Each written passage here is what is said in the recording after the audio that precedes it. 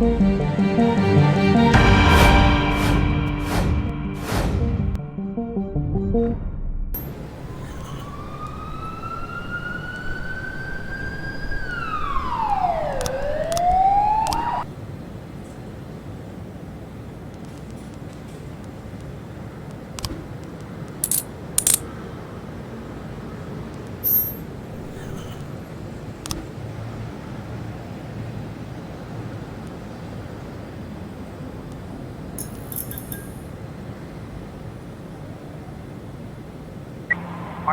in progress. 910B complete.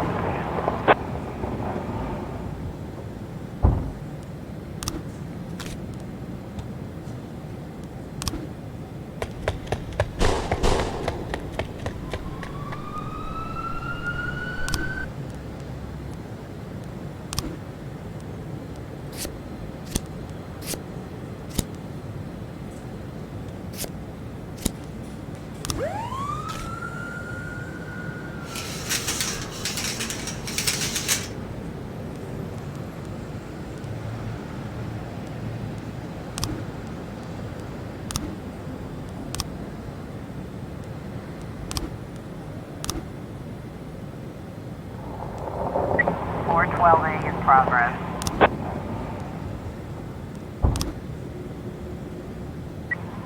I was trying to raise 10-1, Sergeant Hotspot. 410B complete.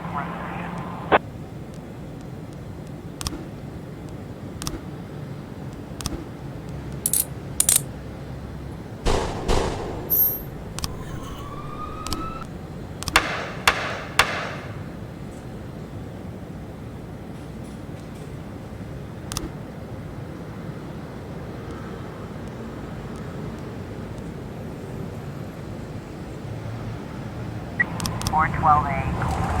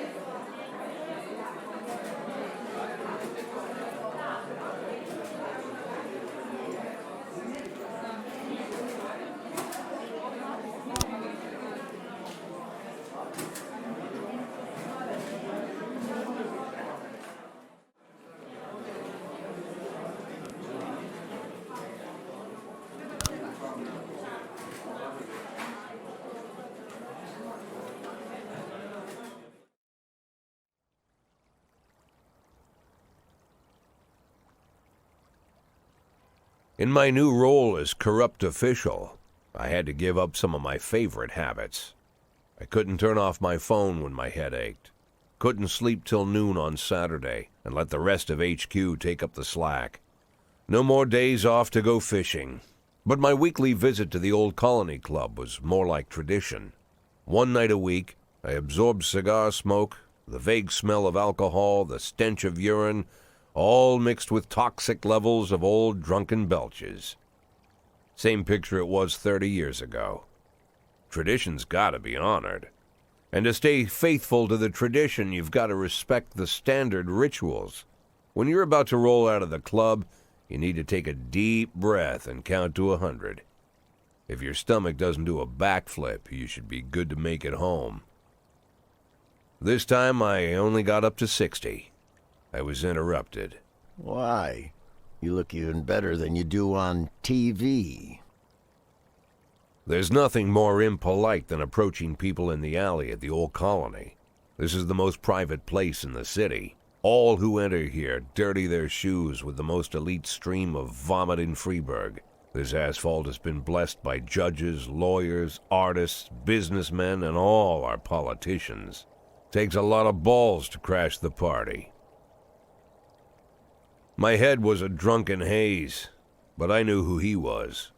A cartoon gangster suit straight out of Dick Tracy. Fancy voice, fruit cologne, sassy strut. That's how the newspapers described Vikas Varga, rising star in Freeburg's criminal underworld. He appeared out of nowhere, and with the support of the local punks, Varga broke all the old rules of organized crime. He killed those who could not be killed, traded what could not be traded, and robbed those who could not be robbed. In just a single month, this man had gathered an incredible amount of power. He's been called everything from a clown to a madman to a criminal genius, and more often than not, he's called a low-class upstart short on ideas. But if Vargas was one of the old crime bosses, he'd have been cut into pieces and fed to the river. Look past this guy's arrogance, and there's something about him. The city is still deciding what to do with him. Meanwhile, he's burning down the houses of old city mobsters. Not the best time to talk, Mr. Varga. You know my name. I'm flattered, although not very surprised, to be honest. I might be a little short on manners. Like they say in your fair city, with the right manners, you can go anywhere. Well, I don't want to go anywhere. I want to stay right here. Even the criminal world needs manners, Mr. Varga. And one of them is this: don't interfere with a drunken cop who's trying to take a shit and puke at the same time. Oh, you exaggerate. But is Freeburg always so gentle with its officers? You've been a bit roughed up lately. I see you already know Freeburg quite well, Mr. Varga. Well, I love to learn and look around, but I do know that the inhabitants of this fair city should be friends, Jack. Maybe it's true I don't have the best manners. After all, it's only polite for friends to share their phone numbers.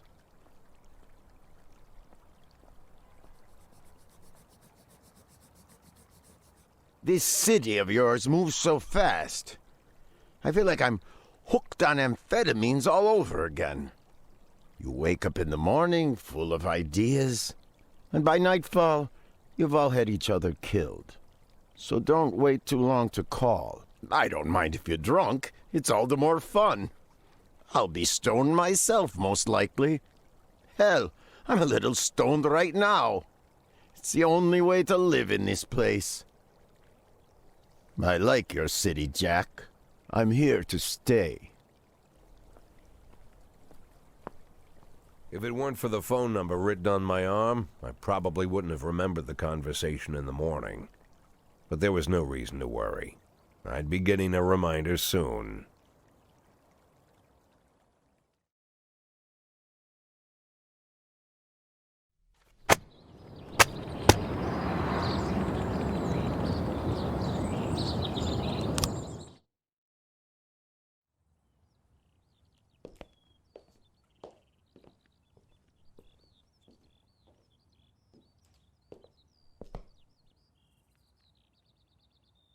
My morning ritual was plagued by the smell of Vicus Varga's fruity cologne. It was like the sharp citrus scent was chasing me around the house, as if Vicus was right there in my living room.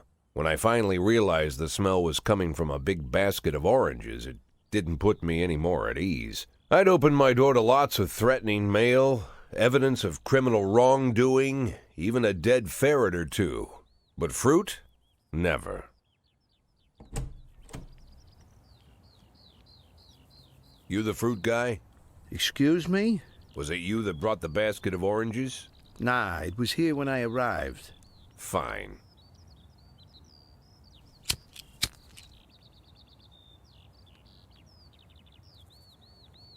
So who are you? Today, I'm your driver. And where are we driving? To work. That's it? Yeah, we have to make an important stop along the way. Where? The ranch. What ranch? Just the ranch. Fine. The morning seemed surreal, and I took in the magic. Why wreck it with meaningless chatter? As my tight-lipped chauffeur drove an hour through God knows where, I started to feel like I was in the middle of a bad dream, probably lying bloody and concussed in the alley behind the old Colony Club, my nose buried in a rotten orange peel. But no, this was no dream. The silence was real. The sound of the engine was real. The dust was real enough, too. And there was the ranch over the horizon. It all seemed familiar. The Sand family's overbearing mansion has been the talk of the headlines for decades, but few have managed to get closer than a few miles. I guess I'm just lucky.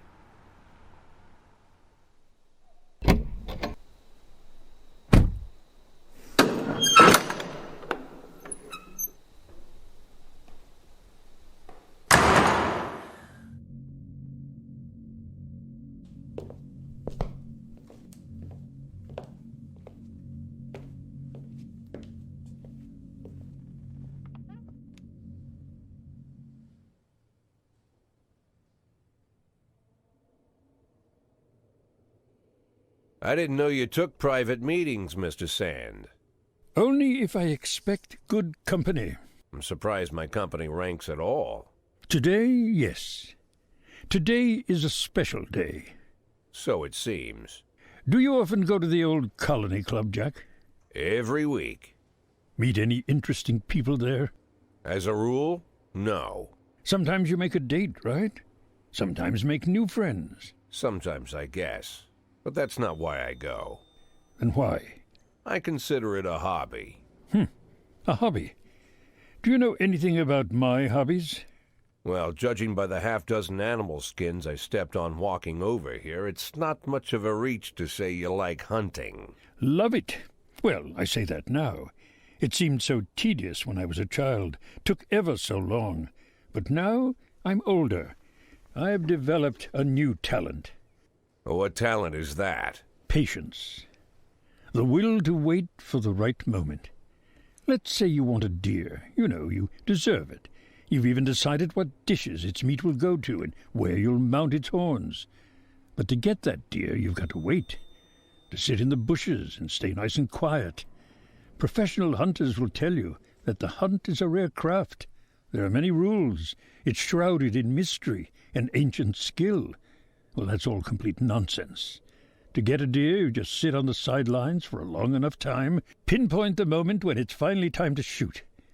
I learned the talent, Jack, but not like you, oh, Jack. You truly are the master. I don't understand. Oh, come on, Jack. I know about the 500,000. I know your plan. Kendrick told me everything. Needless to say, I'm impressed. While some people learn to hold their breath for minutes on end and not to rustle the leaves too loudly, why you decided to just become the foliage. You turned yourself into a bush, surrounded by deer who've been so fruitfully multiplying for decades. But all this time you've held your rifle at the ready. Forgive an old man his imagery, Jack. I've the heart of a poet, I confess. Look, I don't know what was said between you and Kendrick, but it sounds like you got it wrong. Oh, I think I understand everything just fine. And I think we understand each other quite well.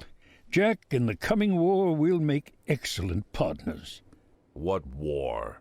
One war falls upon every generation. My grandfather drove out the Ambersons back when he was 27. My father destroyed that psychopath gangster Maurice Bell when he was a sprightly 30. At 69, I'd begun to think my war had passed me over. But my time has come at last. Tomorrow Vicus Varga declares war, and I'm obliged to answer. So we're talking about Varga now. I don't know how he thinks. I don't even know whether he plans his actions or not. I can't divine his purpose. Hell, I don't even know where he comes from. He's a man not of our breed, wouldn't you say? But when he arrived here, I invited him in, told him we could work together. An official invitation penned in my own hand and written on some very expensive paper. And can you imagine his reply? A fruit basket. What sense can be made of such a message?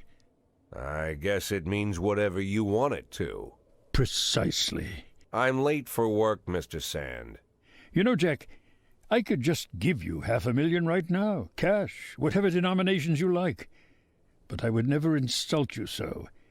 If I went stalking my prey for so many years, I wouldn't want someone else to shoot it for me. I understand you, Jack, and I'll never ask you for anything that's contrary to your nature. Just think about our conversation. Think about it, and call me.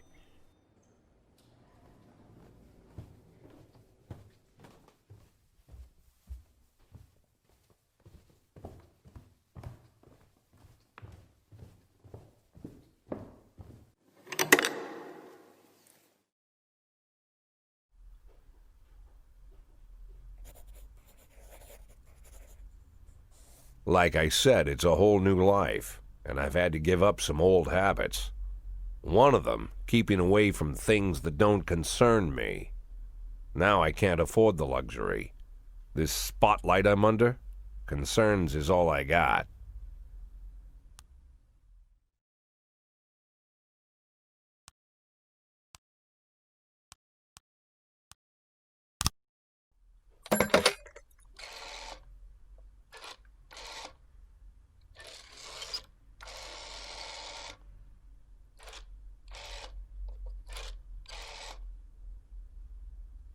Tell him it's Boyd.